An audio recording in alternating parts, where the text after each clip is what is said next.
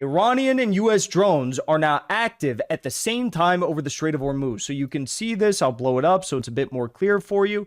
But well, not right now, but like a few hours ago, why are people feeding this idea of a maritime blockade of the Strait of Hormuz, Iranian ships to Trump? Because those in the deep state know that Trump is retarded and he doesn't understand what this is going to bring about. The U.S. has sent a message to Iran not to respond harshly should the U.S. strike Iran. The request has been rejected. Music to my ears. There was a lot of people over the past few weeks telling you that what's going on surrounding Iran right now is nothing more than gunboat diplomacy. Kind of like how there was a lot of people telling you that it was just gunboat diplomacy around Venezuela, when I had told you all back on December 31st of 2024 that the U.S. was going to launch a war on Venezuela and try to take out Maduro. And I said that they would probably succeed. I was right about that. I was right about the Iran war, the 12-day war. Back in December of 2024, I predicted that as well. Now, I think I'm being vindicated about this. Time will tell, of course. I don't want to get too cocky or anything, but it's not a thing that I like to be right about, but it seems to be where we are headed, okay? So here is what's going on. Iran's top government and military leadership has appointed several successors in case they are targeted in a war. The successors will carry out the pre-approved military plans. Now, some of you might be thinking to yourself, Jackson, that's got to be some like Israeli propaganda to freak people out. No, it's real. First of all, Iran Observer. I don't know Iran Observer, but I have a very, good friend that knows Iran Observer. Says the guy is like a full Iranian nationalist. Okay, he's not like some ultra supporter of this government, but he is not a Mossad guy. He supports this government. He supports Iranian sovereignty. He's an Iranian nationalist from what I hear. And he does support this government. He's just not like hardcore about it, right? Anyways, we also have seen photos now which further, I guess, prove the story I just showed you, which show Abu Hussein al-Hamidawi, Secretary General of Iraq's Khatib Hezbollah, filling out a martyrdom volunteer form at a recruitment center in Baghdad after the recent statements calling on fighters to prepare for possibility of war in case Iran is attacked. So here you have the, Iranian allied organizations within Iraq who are preparing for the worst. They are preparing for all-out war effectively. It seems to be about to go down. And if you don't understand why Iranian leaders are doing this, take a listen to this clip from John Kiriakou.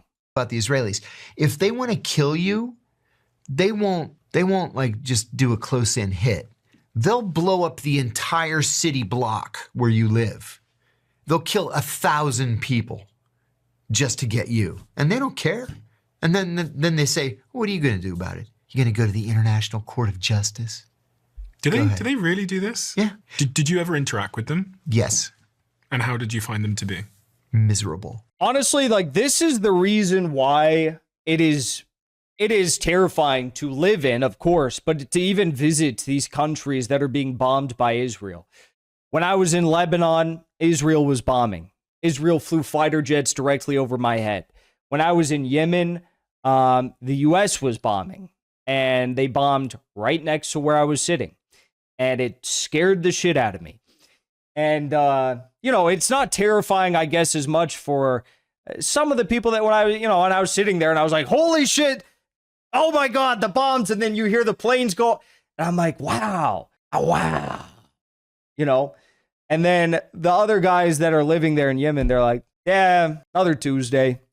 Entire lives, I guess in a bad way, sometimes, men in particular probably kind of get used to it. And that in itself is terrifying. But this is what Israel does, and the U.S. for that matter. But anyways, let's get into more details about what's going on in Iran. So as I was saying over the past few weeks, the whole goal with war on Iran is to make it look like Israel is the only entity to blame. And I want to remind you that if Israel is doing the grunt work of the bombings and any of these wars, but especially Iran, it cannot happen without extensive U.S. support. In the case of Iran, that might mean B-2 bombers, that might mean aerial refueling, that might mean submarines, that definitely means, logistics in terms of air defense supply, ammunition supply, as well as, targeting, right?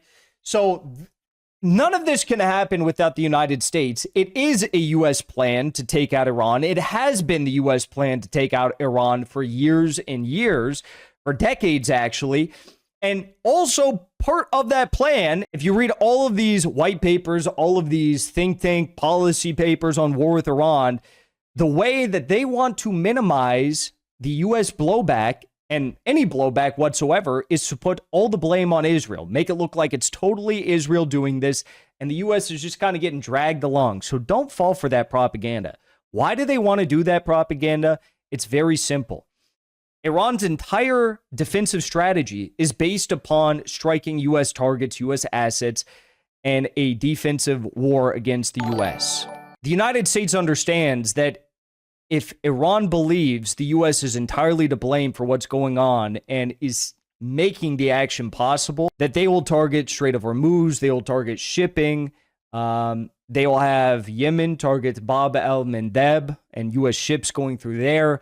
They will target the U.S. Allied oil and gas infrastructure all throughout the Persian Gulf. They will have the ability to target U.S. military bases throughout the entire region via their proxies, mainly in the PMF, for example, in Iraq.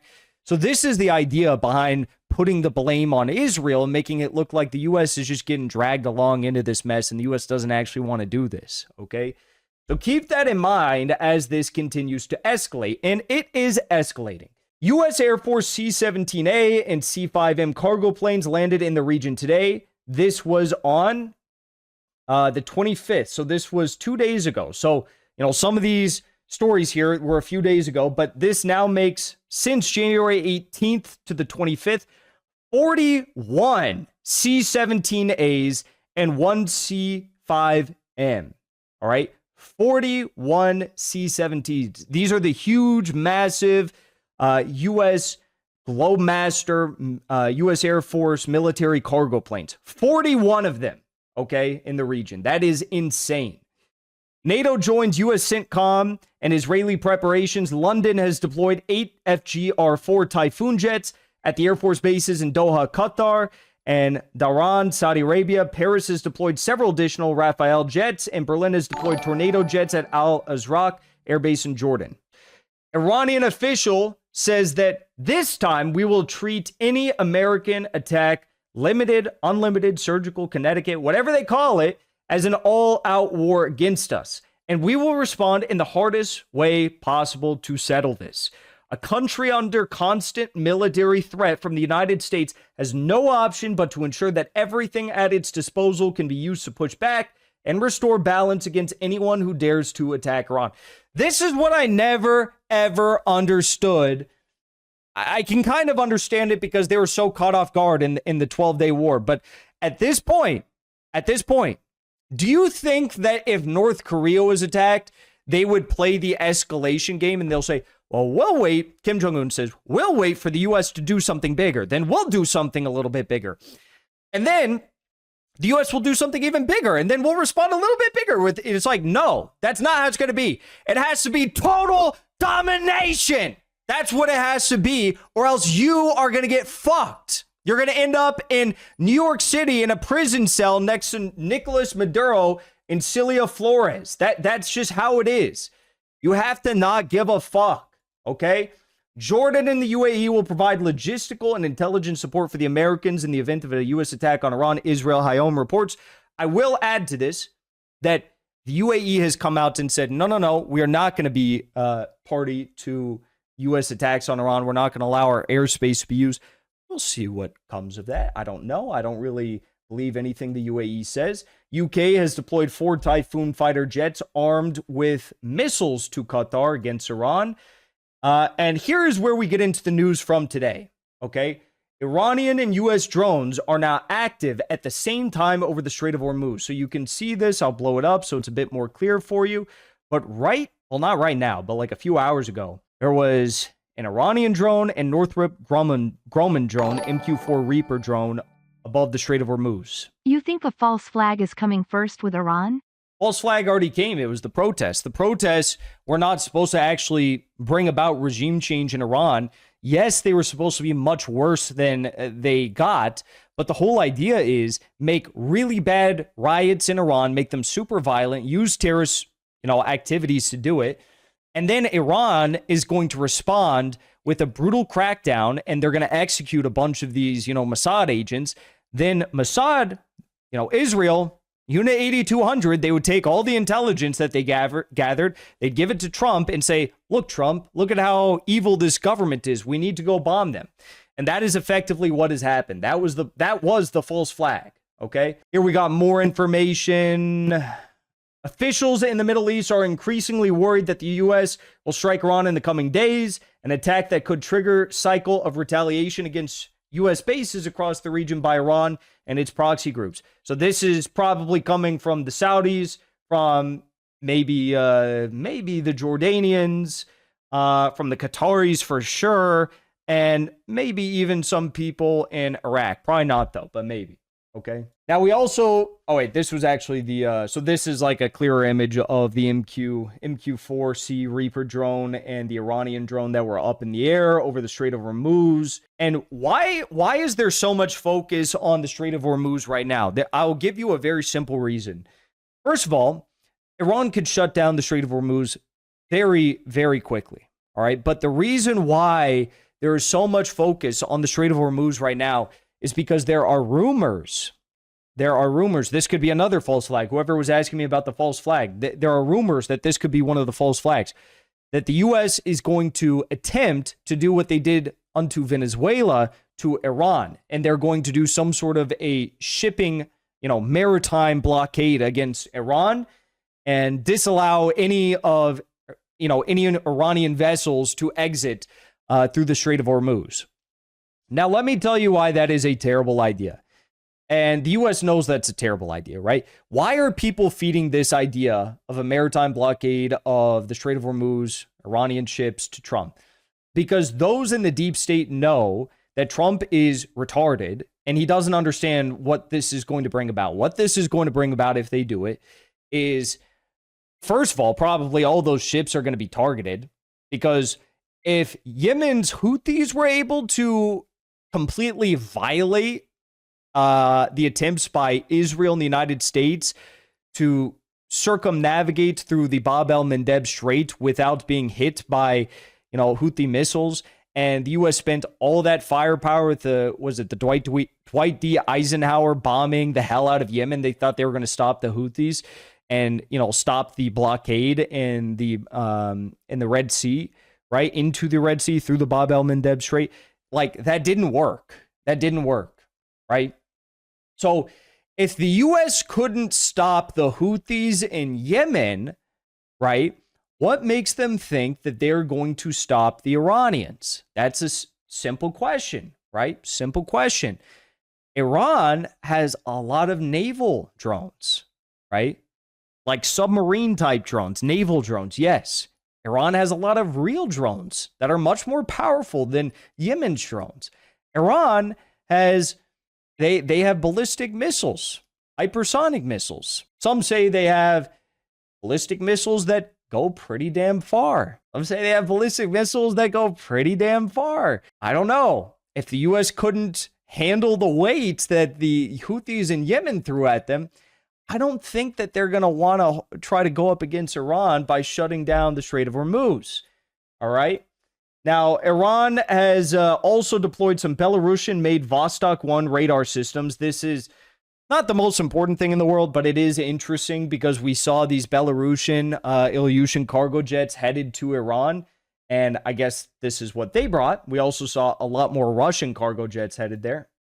Significant military equipment is being deployed to the Strait of Hormuz. Iran and the Houthis are preparing for a tanker war in the Strait of Hormuz and Bab el-Mandab. So that's what I was referring to a moment ago. Now, here's where we get into the final statements of this story and of the day that we've seen thus far. So the U.S. apparently, this is from Al Arabia, says that they want to conduct Middle East exercises to demonstrate the ability to deploy, disperse, and sustain combat air power in the region amid heightened tensions with Iran. This existence reinforces peace through strength by fielding a credible, combat-ready, and responsible presence designed to deter aggression, reduce the risk of... So they're saying that they want to do some sort of military tests in the region. Why? Why? That's not your part of the world. Get out. You know, if you want to do it over your UAE airspace, have fun. But this is not your part of the world, okay? You are inviting disaster if you do that. I could very well see, you know, out of nowhere, an Israeli missile flies and hits like a U.S. ship and then blame it on Iran, right? The U.S. military armada near Iran is already larger than the one that was formed off the coast of Venezuela, obviously. I mean, 41 C-17s that have been sent there. They have 2 U.S. carrier strike groups. This is massive. Arghachi, the head of the Iranian foreign ministry, has sent some messages to the United States. U.S. demands for the destruction of Iranian uranium reserves and a transition to zero enrichment are unrealistic. They actually were requesting that this week. Conditions on the missile program and support for allies are not a subject to negotiation. Kind of same old, okay? I like this one. The Persian Gulf is a zone of vital interest for Iran. They're basically pulling the Trump line. Western Hemisphere is our sphere of vital economic viability and interest, so we can kidnap Maduro if we want. Well, Iran can say the same thing. China can say the same thing about Taiwan. Russia can say the same thing about Ukraine. And then this is probably the most base part of all. This is also from Al Arabiya. The U.S. has sent a message to Iran not to respond harshly should the U.S. strike Iran.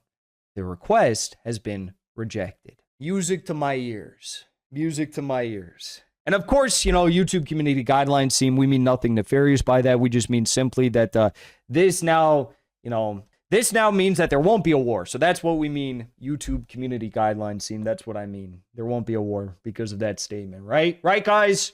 Slight addition to the story. Al Monitor reports now, citing a senior Israeli diplomat, a U.S. nighttime strike on Iran scheduled for January 14th, the night of January 14th, was canceled. The reason was that the U.S. had not amassed sufficient forces here, and they did not have a coherent plan and a well-defined goal. Well, they've now sent in more than enough, military cargo and aircraft carriers into the region. This is why I say, literally, you guys, don't listen to the people that keep getting it wrong. I told you from the start. I told you from the very end of the 12-day war. I told you on December 31st, 2025, I said they are going to do another war on Iran. They're going to do Mossad-backed protests first in Iran. They're going to do another war. This isn't gunboat diplomacy. This isn't Trump getting scared off, and they're not going to do it anymore. They're going to do it. They're just waiting for the right time, and they're getting all their ducks in a row. Again, they don't really actually have a goal or vision or plan that could ever, be crafted for Iran. But I'm sure, they'll come up with some stupid idea. It's not a plan, though. You can't call it a plan. There's no way to come up with a solid plan, just as there was no way to come up with a solid plan for Venezuela. They have Maria Corina Machado. The Venezuelan constitution still stands. Majority of Venezuelan oil deals are still controlled by the Venezuelan state. The profits, 60% at the least are going to Venezuela still. That didn't work out. Maria Corina Machado's not in power. This isn't going to work out either. Actually, this is going to be much, much worse. Before you leave, I want to say thank you for the support, because after 2 years of being banned, we are finally back home on YouTube. So be sure to subscribe to our channel and also join as a member on our channel using the link at the top of the description. I rely on the generous support of viewers like yourself to get the truth out to as many people as possible. You can also support the show on Locals or Give Sin Go. The mainstream media and the powers that be are never going to stop attacking us for bringing the truth to as many people as we do. Thank you so much for your support.